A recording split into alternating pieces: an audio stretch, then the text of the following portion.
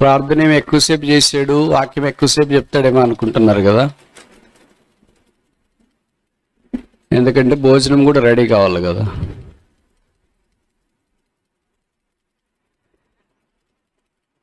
దేవుని మందిరం అనే గంభీరమైన మాటను గురించి కొన్ని సంగతులు మనం పరిగెరుకోవటానికి ఆరంభించున్నాం.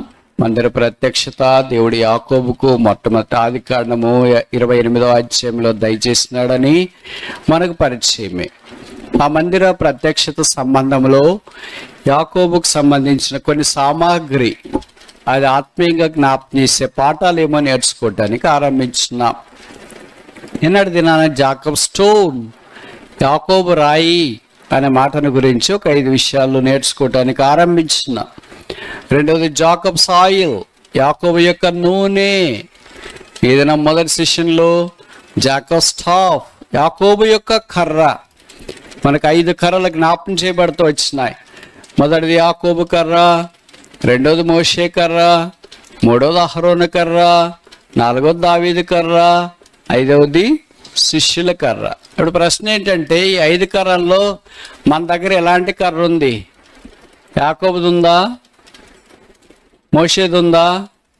అహరోన్ది ఉందా? దావీదు ఉందా? యేసుప్రభు శిష్యులది ఉందా? ఎవరిది లేదా? 23వ కీర్తనలో చెప్పబడింది, ఈ దుడ్డు కర్రు దండము నన్ను ఆచరించున్నది. కనుక ఈ క్రైస్తవ యాత్రలో ఈ కర్ర, దేవుని మందిరంలో ఈ కర్ర, ఈ వాక్యము, ఈ విజయము, ఈ పరిచర్య, ఇవన్నీ చాలా ప్రాముఖ్యము అని మనం గుర్తించాం. ఈ 2వ సెషన్లో మీరు అనుమతిస్తే యాకోబు జీవితంలో కలిగిన ఇంకొక అనుభవాన్ని మనం చూడటానికి ప్రయత్నం చేస్తాం. ఆదికాండం 28-22లో యాకోబు సెలవిచ్చిన మాట ప్రస్తావించబడింది. ఈ తలగడగా చేయబడిన రాయి స్తంభమగును. జాకబ్స్ పిల్లర్, యాకోబు యొక్క స్తంభం. స్తంభం అంటే నిటారుగా ఆకాశం వైపు ప్రయాణించేది, చూచేది, దిక్కు కలిగినది. అది భూమి మీద కొంత భాగమే ఉంటుంది, భూమి పై భాగంలోనే ఎక్కువ భాగం ఉంటుంది. అలాగే మనం కూడా భూ సంబంధం అంటే కొంత భాగమే భూమికి సంబంధించి. ఏం భాగము? శరీరంలో 5 అడుగులు 6 అడుగులు ఉంటే ఇదే మన్ను. తర్వాత హృదయం అంతా ప్రభు వైపే, పరలోకం వైపే, రాబో రాజ్యం వైపే ఉండాలని దేవుని యొక్క కోరిక. మీరు అనుమతిస్తే ఒక 5 స్తంభాల గురించి వాక్యంలో కొన్ని సంగతులను నేర్చుకోవటానికి ప్రయత్నం చేస్తాం. మొదటిది జాకబ్స్ పిల్లర్, యాకోబు యొక్క స్తంభము. 28వ అధ్యాయం ఆదికాండం 18వ వచనం. Genesis chapter 28:18. ఆదికాండం 28వ అధ్యాయం 18వ వచనం. తెల్లవారినప్పుడు యాకోబు లేచి తాను తలగడగా చేసుకున్న రాయి తీసి దాన్ని స్తంభముగా నిలిపి దాని కొన మీద నూనె పోసెను. యాకోబు స్తంభము. తెల్లవారినప్పుడు, మందిరంలో ఎప్పుడు లేస్తున్నారు? తెల్లవారినప్పుడు లేస్తున్నారు. దైవ మందిరం యొక్క అనుభవం ఇది. అలాగని మీరందరూ తెల్లవారుదామనే లేయండి అని నేనేం చెప్పట్లేదు. ఎందుకంటే కొంతమందికి రాత్రి డ్యూటీలు ఉంటాయి, రాత్రి నిద్ర పట్టిన వాళ్ళు ఉంటాయి, రాత్రి అంతా చదువుకునే విద్యార్థులు ఉంటారు, పొలానికి రాత్రి కావలి పోయిన వాళ్ళు ఉంటారు, ధాన్యానికి రాత్రి అంతా కావలుండి పగలు నిద్రపోయే వాళ్ళు ఉంటారు. ఇలాగ రకరకాల వాళ్ళు ఉంటారు. కానీ మనకు తెలుసు కదా, ఎవరు తెల్లవారుదామని లేయాలా, ఎవరు తెల్లవారుదామని పడుకోవచ్చు అని. ముఖ్యంగా విద్యార్థులు, యవనస్తులకి వాళ్ళకి తెల్లవారుదామనే బాగా నిద్ర వస్తుంది. మధ్యరాత్రి దాకా నిద్ర రాదు. ఎందుకో తెలుసా? నేను ఈ మాట చెప్తే మీరు అనుకుంటారు వాళ్ళు ప్రార్థన చేస్తున్నారేమో, వాక్యం చదువుతున్నారేమో. అంతలేదు, మొబైల్ చూస్తున్నారు, సోషల్ మీడియాలో యాక్టివ్గా ఉన్నారు. అందుకనే వాళ్ళకి నిద్ర పట్టేటప్పటికి చాలా సమయం అయిపోతుంది. వాళ్ళకి తెల్లవారేది ఎప్పుడు చూడరు, ఉదయించే సూర్యుడిని చూడరు, వాట్సాప్లో తప్ప.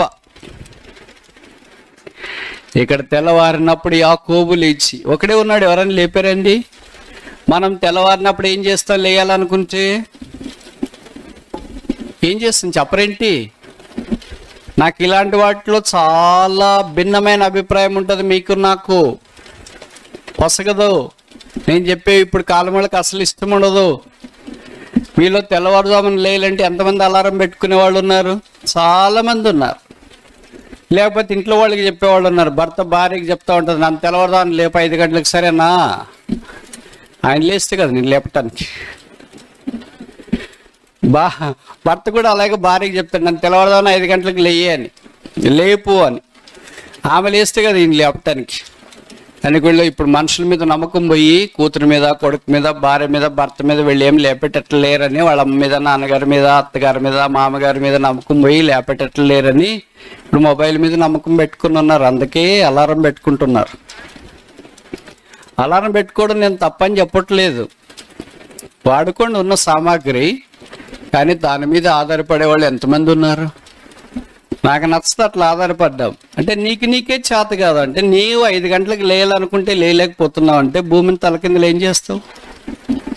చేస్తారా? ఎవరు చెప్పారు? సైతాన్ చెప్తాడు 5 గంటలకి లేయటానికి అలారం కావాలి నీకు. నువ్వు భూమిని తలకిందులు చేస్తుంటావు. విచిత్రంగా ఉంది.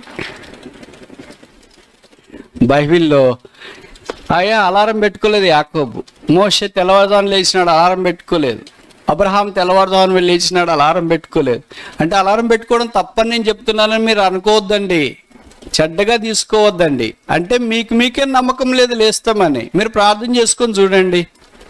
నేను ఇప్పుడు దాకా ఇన్నేళ్ళు అయిపోయింది కదా, రక్షణ పొంది కూడా సుమారు 30 ఏళ్ళ పైన, ఏనాడు అలారం పెట్టుకోలేదు.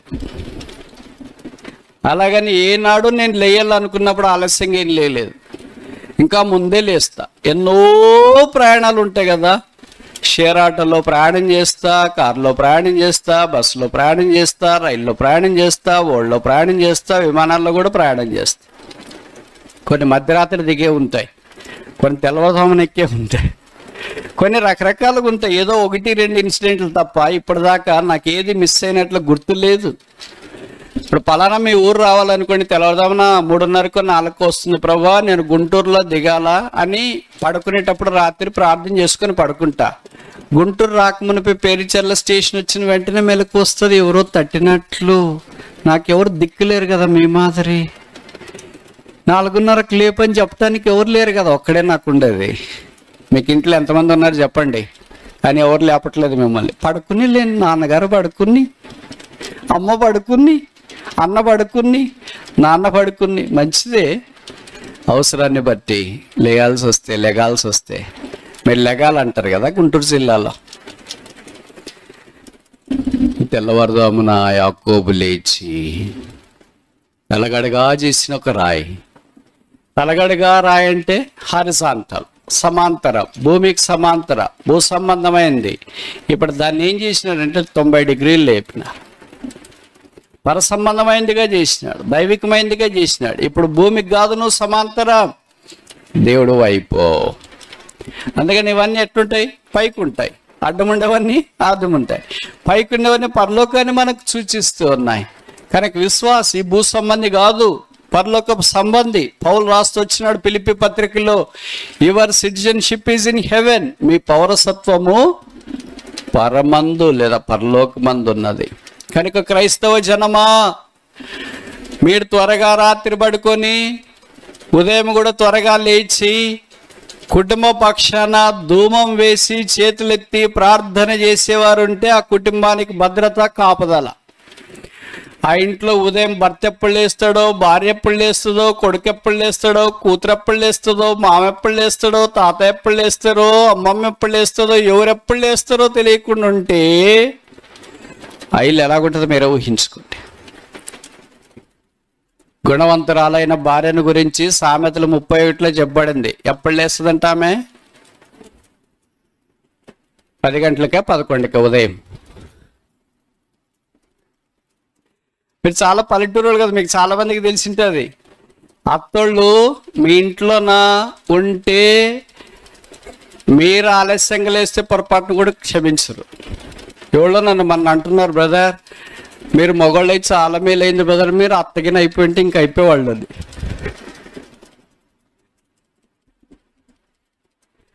యాకోబు తెల్లవారినప్పుడు లేచి తలగడను ఒక స్తంభముగా చేసుకున్నాడు.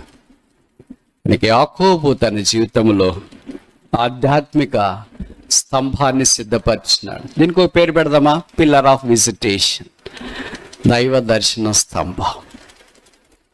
దేవుడు ఉదయకాలను మనం దర్శించినప్పుడు ఆ తాజాదనం, ఆ నెమ్మది, ఆ సంతోషం ఆ రోజుకంత ఎలాగుంటుందో పొర్లి ప్రవహిస్తుంటుంది. అంటే కష్టాలు రావని కాదు, ఇబ్బందులు రావని కాదు, కృంగిదలు రాదని కాదు, అవమానాలు రావదని కాదు. బైబిల్ చదువుకుని బయటకు వచ్చిన వెంటనే కూడా కష్టాలు రావచ్చు, ప్రార్థన చేసిన బయటకు వచ్చిన వెంటనే ఇబ్బందులు రావచ్చు, పోరాటాలు రావచ్చు. ఇవన్నీ జీవితంలో కామన్. ఎప్పటిదాకా? ఊపిరి పోయేదాకా. అమ్మా కష్టాలు తీరినాయి, గాలి పీల్చుకుంటున్నాం, ఎప్పుడు ఉండదు. గాలి వదిలినప్పుడే కష్టాలు తీరేది. ఇంకోసారి చెప్పనా? కష్టాలన్నీ తీరినాయని గాలి పీల్చుకున్నప్పుడు కాదు కష్టాలు తీరేది, గాలి వదిలినప్పుడే కష్టాలు తీరేది. అంటే ఈ లోకాన్ని విడిచిపెట్టినప్పుడే. అప్పటిదాకా రకరకాలుగా వస్తూనే ఉంటాయి. భర్త నుండి, భార్య నుండి, పిల్లల నుండి, అమ్మ నుండి, నాయన నుండి, ఉద్యోగంలో రకరకాల కలుగుతూనే ఉంటాయి. ఎంత తప్పించుకోవాలనుకున్నా కలుగుతూనే ఉంటాయి. మీరు అనుకుంటారు కదా నాకేం కష్టాలు లేవని. నేనేమనుకుంటాను తెలుసా? మీకు ఏం కష్టాలు లేవు అనుకుంటా. ఎవరు కరెక్ట్? మీరు కరెక్టా? నేను కరెక్ట్? ఇద్దరు కరెక్టే. మీ కష్టాలు మీకుంటాయి, నా కష్టాలు నాకుంటాయి. తెలుగులో ఒక సామెత ఉంది కదా, చెట్టుకు తగినంత గాలి. మీకు తగినంత మీకుంటుంది, నాకు తగినంత నాకుంటుంది. మర్రి చెట్టుకి తగినంత గాలి ఉంటుంది, కొబ్బరి చెట్టుకి తగినంత కూడా గాలి ఉంటుంది. గాలి వస్తుందా లేదని మనకి అలాగే తెలుస్తుంది అంటే పందిరి చూస్తే తెలుస్తుంది, అలాగే చెట్టును చూస్తే తెలుస్తుంది. లోకములు ఇవన్నీ తుఫాన్లు, గాలులు సాధారణంగా వస్తూనే ఉంటాయి. అదే యాకోబు వీటన్నింటిలో నిలబడిన వాడై దేవునితో మంచి సంబంధంలోనికి వచ్చినాడు. అదే ఆయన నిలిపిన స్తంభానికి గుర్తుగా ఉంది, పిల్లర్ ఆఫ్ విజిటేషన్. దేవా నన్ను దర్శించిన కనుక ఈ తలగడ, this pillow shall become a pillar. Who will convert a pillow into a pillar? Who will do this? ఎవరి దిండును స్తంభముగా చేయగలరు? ఎవరి దిండు అంటే సమాంతరంగా ఉన్న దాన్ని 90 డిగ్రీలు ఇలాగ తీసుకొని రాగలరు? Only God. యేసు మాత్రమే. ఆయన సిలువలో మన కొరకై రక్తము కార్చి చనిపోయి సమాధి చేయబడి తిరిగి 3వ దినాన్ని లేచినాడు గనుక ఆయన మాత్రమే ఈ కార్యం చేయగలడు. బైబిల్ సెలవిస్తుంది, ఇంకా యేసునందు విశ్వాసం ఉంచకపోతే నిర్జీవమైన పడిపోయినట్లుండే దిండు లాంటి వారిని ఆయన స్తంభములా నిలువబెట్టాలని కోరుతూ ఉన్నాడు. నిర్జీవమైన వారిని జీవము కలిగిన వారిగా చేయాలని కోరుతున్నాడు. భూమికి సమాంతరంగా పడిపోయిన వారిని లేవనెత్తాలని కోరుతున్నాడు. పాతాళం వైపు పరుగులు తీస్తున్న వారిని పరలోక రాజ్యంలో ప్రవేశింపచేయాలని కోరుతున్నాడు. అది యేసు వల్ల సాధ్యం. యేసు రక్తమే పరిష్కారం. బైబిల్ సెలవిస్తుంది, యేసు రక్తం ప్రతి పాపము నుండి మనల్ని కడిగి పవిత్రులుగా చేయను. యాకోబు మీకు తెలుసో తెలీదో 4 స్తంభాలు కట్టాడు. దాంట్లో మొదటి స్తంభం ఇది. రెండవది చూస్తామా? ఆదికాండం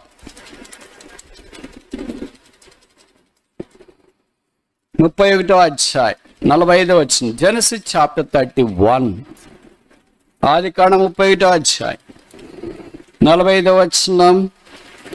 యాకోబు ఒక రాయి తీసుకుని దాన్ని స్తంభముగా నిలువబెట్టాడు. 46. మరియు యాకోబు రాళ్ళు కూర్చుడని తన బంధువులతో చెప్పెను. వారు రాళ్ళు తెచ్చి కుప్ప వేసిరి.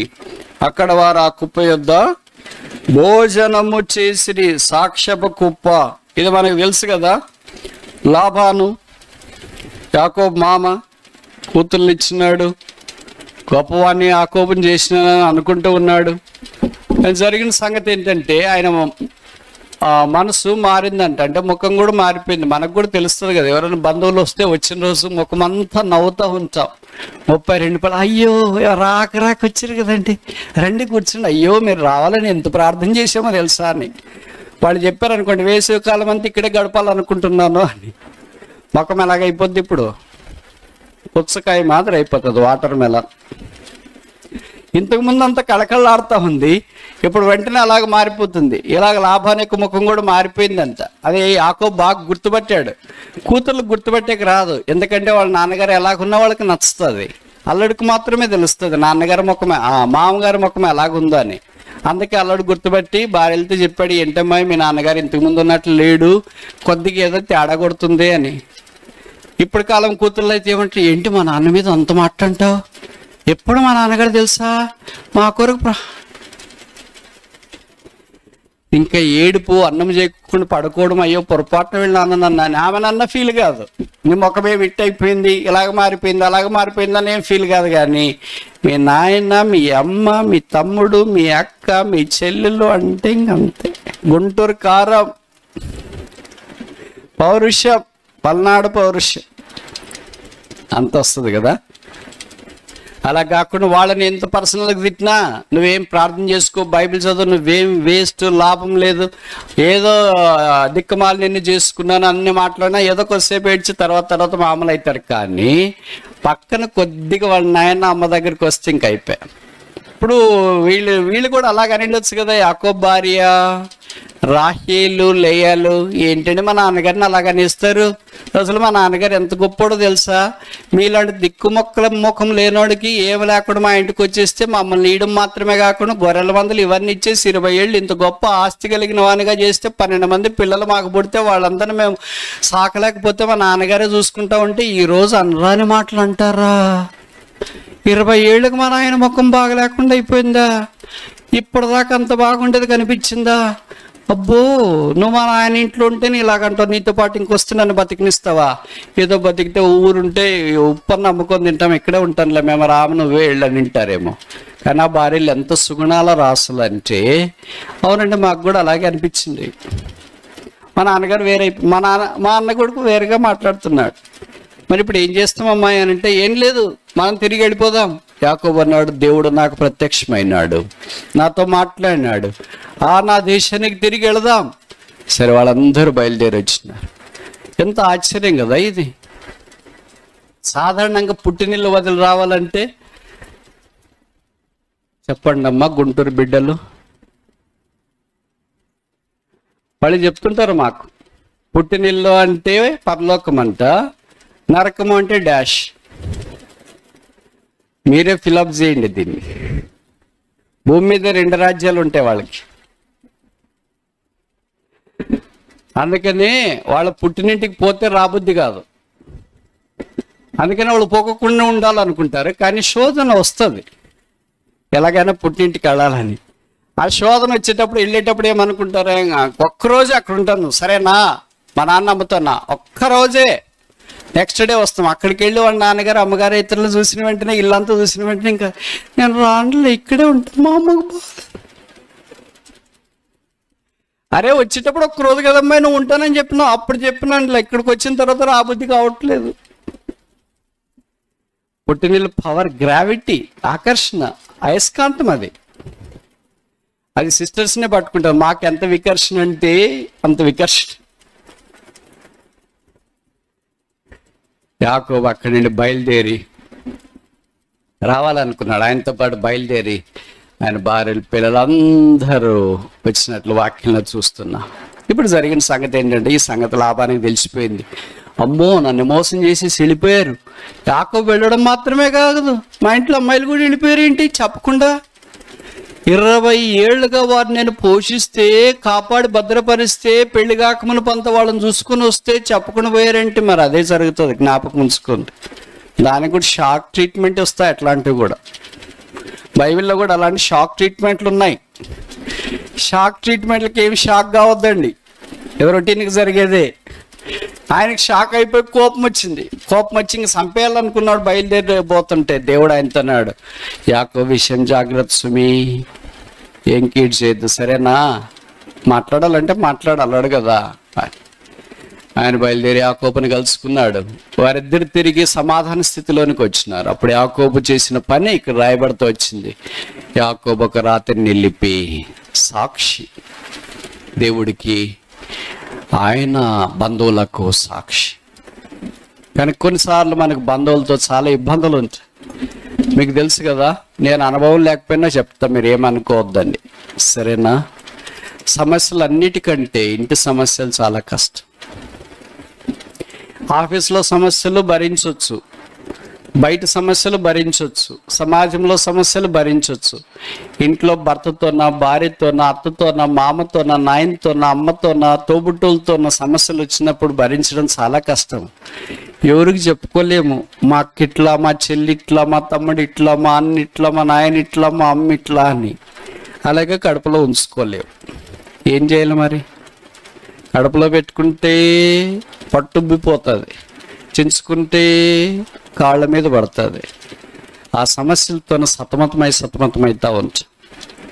కానీ యాకోబు వాటన్నిటి నుండి తప్పించబడినవాడై దేవుని యొక్క శ్రేష్టమైన అనుభవంలోనికి తీసుకురాబడినట్లు వాక్యంలో మనము గమనిస్తున్నాం. దీనికి ఒక పేరు పెడదామా?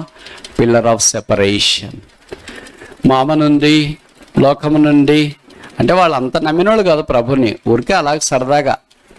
మనలో చాలామంది టైపు యేసుప్రభు అంటే కూడా నాకు ఇష్టమండి అనే టైపు, యేసుప్రభువే నాకు దేవుడు అనే టైపు కాదు. దేవుడు యాకోబును, ఆయన కుటుంబాన్ని వేరు చేసినాడు. ఎందుకంటే వారిని ఒక జనముగా చేయాల, ఒక దేశంగా చేయాల. దేవుడు వారి విషయమై కలిగిన తలంపులు చాలా గొప్పవి.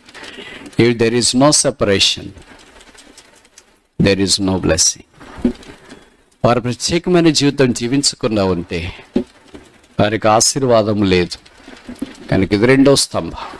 మూడోది చూస్తామా? ఆదికాండం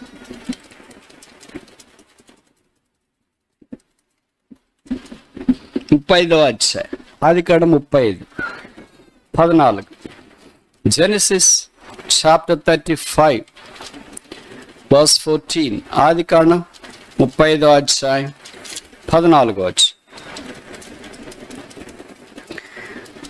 ఆయన తనతో మాట్లాడిన చోట యాకోబు ఒక స్తంభం, అనగా రాతి స్తంభము కట్టించి దాని మీద పానార్పణము చేసి నూనెయు దాని మీద పోసెను. 15. తనతో దేవుడు మాట్లాడిన చోటికి యాకోబు బేతేలని పేరు పెట్టాను. ఇక్కడ యాకోబు స్తంభము కట్టినట్లు వాక్యం మనం చూస్తాం.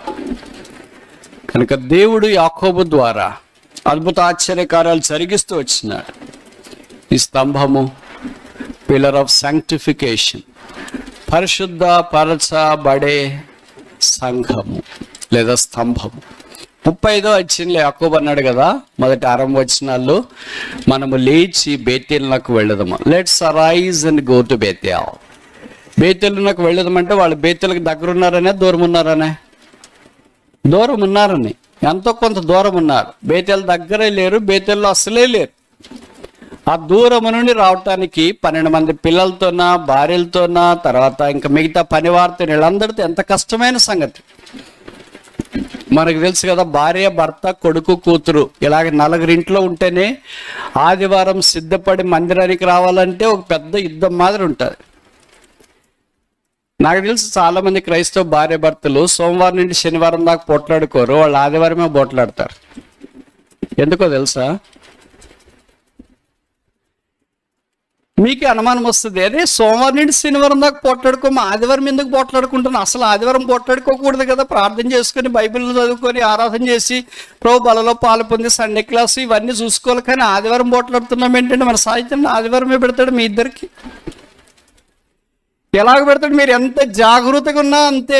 ఉదయం లేచేటప్పుడు ఏదో ఒకటి జరుగుతుంది, ఆలస్యంగా ఒకళ్ళు లేస్తారు, ఒకళ్ళు ముందుకు లేస్తారు, తర్వాత లేచిన తర్వాత ఆ పనులు ఈ పనులు చేస్తూ ఉంటారు.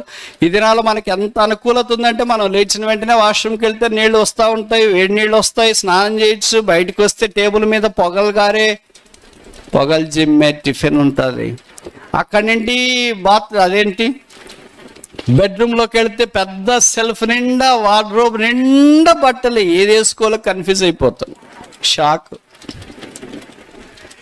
అవన్నీ వేసుకొని బయటకు వస్తే రకరకాల షూ ఉంటుంది, ఏది వేసుకోవాలో, చెప్పులు వేసుకోవాలా, బూట్లు వేసుకోవాలా, తర్వాత స్లిప్పర్స్ వేసుకోవాలా, ఏది వేసుకోవాలో అక్కడ కూడా కన్ఫ్యూషన్ వచ్చేస్తుంది. ఇవన్నీ తీసుకొని కార్ కీస్ తీసుకొని బయటకు వస్తే కార్ రెడీగా ఉంటుంది. ఇన్ని అందుబాటులో ఉన్నా మందిరానికి సకాలంగా వచ్చేవాళ్ళు ఎంతమంది ఉన్నారు? చెయ్యెత్తండి అంటే ఎంతమంది?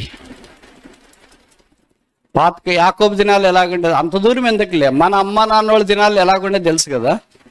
వాళ్ళకి మన మాది ఇద్దరే కాదు పిల్లలు.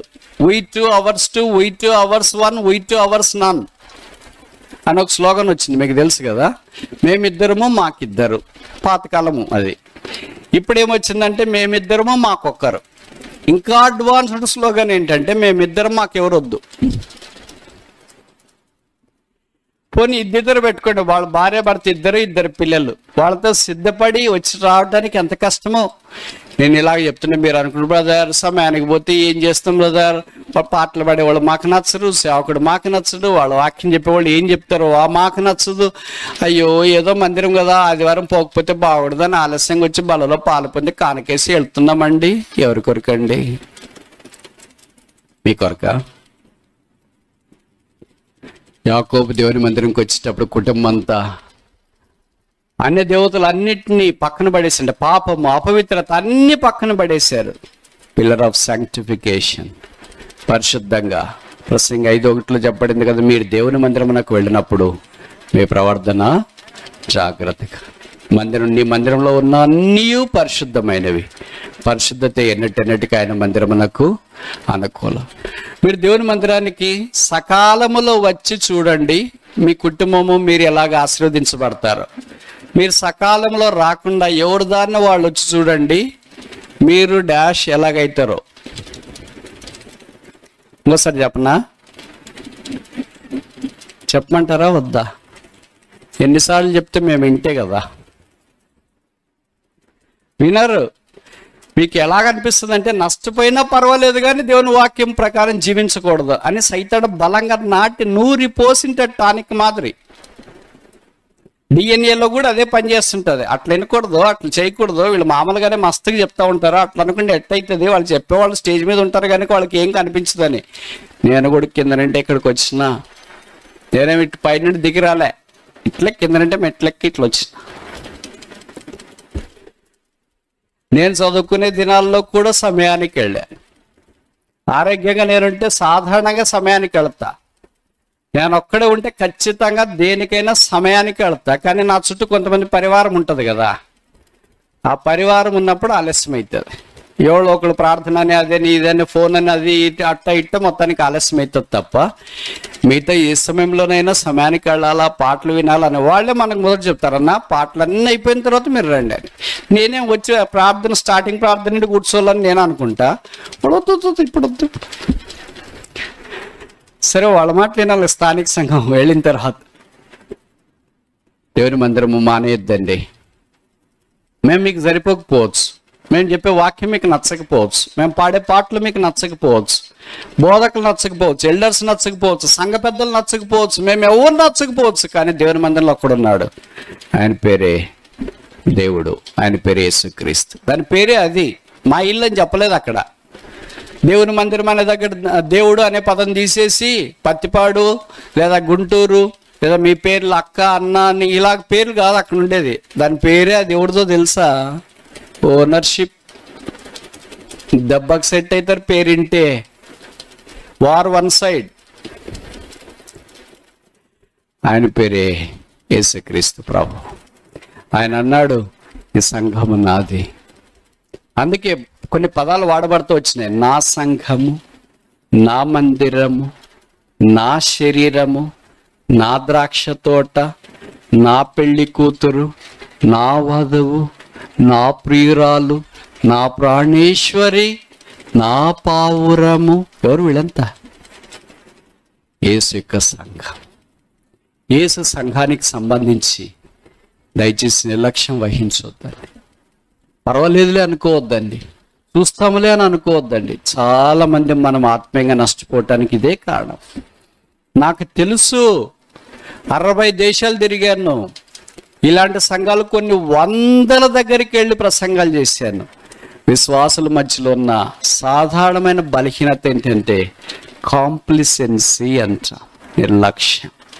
పోదాములే, విందాములే, చూస్తాములే, మాట్లాడదాములే, పాలు పొందుదాములే, ఆరాధన చేస్తాములే. This complacency has wrought us into a dryness. ఈ నిర్లప్తిత మనల్ని నిశ్శబ్దమైన నిరాసక్తి స్థితిలోనికి తీసుకుని వచ్చింది. ఉదయంలో పొగ మంట ఉండాలా? ఉందే? బూడిదుందే? ఏం చెప్పే మాటలు కాదు. బైబిల్లో రాసిన లేవికాండం 6:13 బలిపీఠం మీద అగ్ని నిత్యము మండుచుండవలెను, అది డాష్ ఆరిపోకూడదు. మండితే కదా ఆరిపోకుండా ఉండటానికి. మాది ఎప్పుడూ డాష్ ఏమైందమ్మా? ఆరిపోయింది. ప్రభు ఇప్పుడు దాన్ని మండించాలని కోరుతున్నాడు. ఆరిపోయింది తిరిగి ఆయన వెలిగించాలని కోరుతున్నాడు. అందుకే కీర్తనకాడు అన్నాడు, నా దీపమును వెలిగించువాడు ఆయనే. మూడవది చూస్తామా? మూడవదే నాలుగవదే? నాలుగవది. ఆదికాండం 35వ అధ్యాయం 20 వచ్చింది. ఆదికాండం 35:20. యాకోబు ఆమె సమాధి, ఆమె అంటే రాహేలు, ఒక స్తంభము కట్టించును, అది నేటి వరకు రాహేలు సమాధి స్తంభం. మనకు తెలుసు కదా, ఆమె గర్భవతి అయి బయలుదేరుతూ ఉన్నప్పుడు బెన్యామీని కనింది, ఆమె చనిపోయింది. కుమారుడు భూమి మీదకి వచ్చినాడు, ఒకరు బర్త్ ఒకరు డెత్. ఇది చాలా కఠినమైన పరిస్థితి. యాకోబు పరిస్థితి ఎలా జీర్ణించుకున్నాడో అర్థం కాదు. కొన్నిసార్లు ఎవరైనా సహోదరులు వాళ్ళ గర్భఫలం వచ్చిన తర్వాత మిస్క్యారేజ్ అయితే ఎంత బాధపడతారు, ఎంత డిప్రెషన్లోకి వెళ్తారు. వాళ్ళు ఎవరితో మాట్లాడటానికి కూడా ఇష్టపడరు, భర్తతో కూడా ఇంకా మాట్లాడరు చాలా కాలంగా. ఆ కృంగదల్లో అలాగే వెళ్ళిపోతారు. గర్భఫలం వారికి అంత శ్రేష్టమైంది. ఇక్కడ బైబిల్లో మనం చూస్తున్నాం, రాహేలు యాకోబుకి ఇష్టమైన భార్య. ఆమె గర్భఫలమైన బెనోని పుట్టిన వెంటనే ఆమె చనిపోయింది. పిల్లవానికి ఎంత బాధ వేస్తుంది, తల్లి లేని పిల్లవాడు అయిపోయాడు, పిల్లవాడు లేని తల్లి అయిపోయింది ఆమె.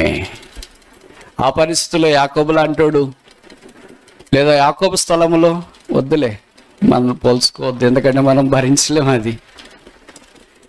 యాకోబు ఆ దుఃఖ నివారణ పొందటి కొరకు ఒక స్తంభాన్ని నిలిపినాడు. దానికి రాహేల్ అనే స్తంభం పేరు పెట్టాడు. దాని పేరే బెత్లెహేము. ప్రభుకు స్తోత్రాలు. అక్కడున్న బెత్లెహేము కొత్త నిబంధనకు వచ్చిన తర్వాత లూకాసు సువార్త 2వ అధ్యాయంలో కానీ యూదా దేశ బెత్లెహేములో యేసు పుట్టిన పిమ్మట లోకరక్షకుడు అదే ఊర్లో ఈ భూమి మీదకి దిగి వచ్చినాడు. అదే బెత్లెహేము స్థలములో రాహేలు ప్రాణం కోల్పోయింది. అదే బెత్లెహేం ఊర్లో యేసు జన్మించినాడు. బెత్లెహేం అనే మాట బైబిల్లో మొదటిసారి ఇదే సందర్భంలో కనిపిస్తుంది. రాహేల్ దగ్గర. మంత్రసాని అనే మాట మొదటిసారి ఇక్కడే కనిపిస్తుంది. బెత్లెహేం ఇక్కడే, మంత్రసాని ఇక్కడే. ఈ పరిస్థితులన్నీ తన జీవితంలో ఉన్న ఆ దుఃఖ నివారణ పొంది రక్షకుని భూమి మీదకి తీసుకుని వచ్చే ఊరుగా అది మార్చబడింది. రాహేలు స్తంభము యాకోబు కట్టింది, ఆధ్యాత్మికమైన స్తంభముగా క్రీస్తు స్తంభముగా అయింది. సరే, పాత నిబంధనలు ఈ 4 స్తంభాలు మన జ్ఞాపకం చేయబడుతూ వచ్చినాయి. మొదటి స్తంభము పిల్లర్ ఆఫ్ విజిటేషన్, దేవుడు యాకోబును దర్శించిన స్తంభము. రెండవది పిల్లర్ ఆఫ్ సెపరేషన్, ప్రత్యేకత కొరకైన స్తంభము.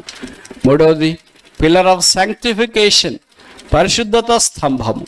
నాలుగవది పిల్లర్ ఆఫ్ శాంక్చురీ, పరిశుద్ధ స్థలం. బెత్లెహేం అంటే రొట్టెల ఇల్లు. యేసుప్రభు ఆ రొట్టె. ఆయన అన్నాడు, జీవాహారము నేనే, I'm the bread of life. నా శరీరం తినే నా రక్తం త్రాగువాడు నిత్యము కలవాడు. దేవుని మందిరంలోనే ఆ రొట్టె ఉంది. యూదాదేశ బెత్లెహేములోనే అది ఉంది. ఇప్పుడు కొత్త నిబంధనలో వాక్యంలో మనం చూస్తున్నాం. తిమోతికి రాసిన పత్రికలో పౌలు రాస్తూ వచ్చినాడు. ఆ వాక్యం చూసి ముగిస్తామా? తిమోతికి రాసిన మొదటి పత్రిక 3వ అధ్యాయం 15వ వచనం. 1 Timothy chapter 3 verse 15. తిమోతికి రాసిన మొదటి పత్రిక 3వ అధ్యాయము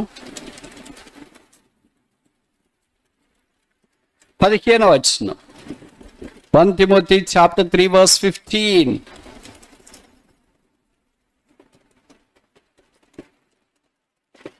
తిమోతికి రాసిన మొదటి పత్రిక 3వ అధ్యాయం 15.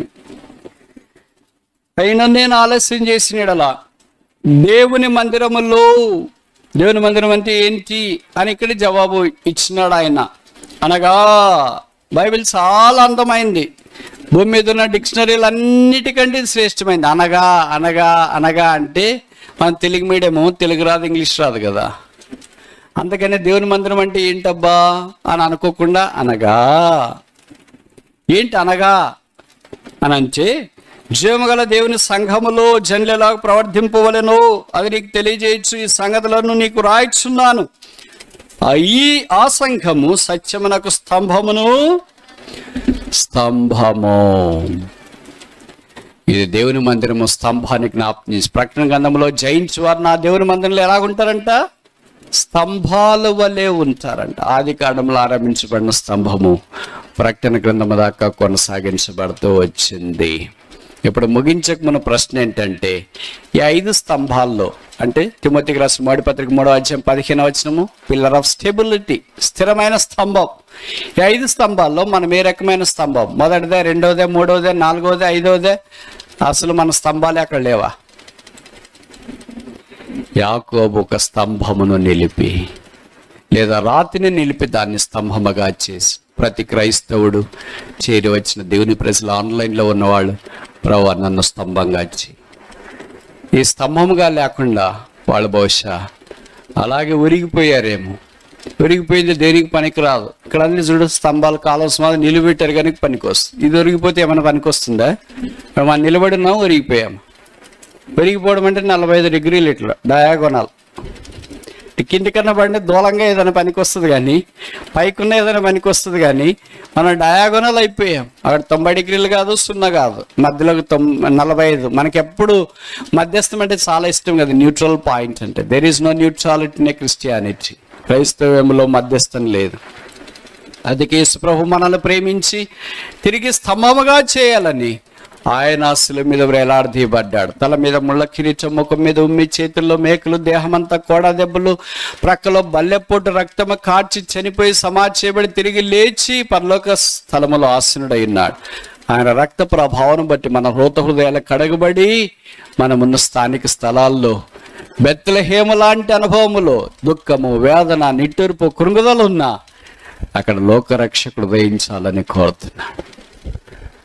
ఈ మధ్యాహ్నము అలాంటి పరిస్థితిలో మనముంటే శిలువ దగ్గరికి వస్తాం. ప్రభువా, నువ్వు పుట్టినప్పుడు యూదాదేశ బెత్లెహేములో అక్కడ మాత్రమే సంతోషం కాదు, ఇదిగో ప్రజలందరికీ కలుగు మహా సంతోషకరమైన శుభవర్తమానం అందరికీ, లోకానికి అంతటికి. ఇక్కడ దుఃఖము బెత్లెహేములో బెనోని చనిపోయినప్పుడు, మన్నించండి, రాహేల్ చనిపోయినప్పుడు యాకోబు మాత్రమే దుఃఖం కలిగింది. దేవుడు దుఃఖాన్ని 60వ అధ్యాయం యెషయా 20 ప్రకారం మీ దుఃఖ దినములు సమాప్తమాకును. ఇక్కడి నుండి మనం వెళుతుండగా దేవుడు మన దుఃఖ దినములు సమాప్తం చేయనుగాక, మన కన్నీరు తుడుచునుగాక, మన నిర్లిప్తత మార్చునుగాక, మన స్థిరత్వంలోనికి చేయనుగాక, మనల్ని ఆయన రక్తం చేత కడిగి పరిశుద్ధపరిచి ఆయన కొరకు వాడుకొనుగాక. దేవుని మందిరము అలాగ సిద్ధపరచబడినప్పుడు ప్రభు ఒక దినాన్ని రాబోతున్నాడు. అప్పుడు ఇలాంటి పెండాలు, ఇలాంటి ఎండలు, ఇలాంటి బాధలు, ఇలాంటి వేదన, కృంగదల అస్సలు ఉండదు. ఇంకా మీకు ఒక గుడ్ న్యూస్ చెప్పమంటారా వద్దా? చెప్పండి. ఇంకెంతసేపు చెప్తే ఏముంది, అన్నం లేట్ అవుతుంది అంటున్నారు కదా. నేను లేటుకి చెప్పట్లేదు, మీరు నన్ను నమ్మండి. నేను 2కే ముగిస్తాం అనుకున్నాం. అక్కడ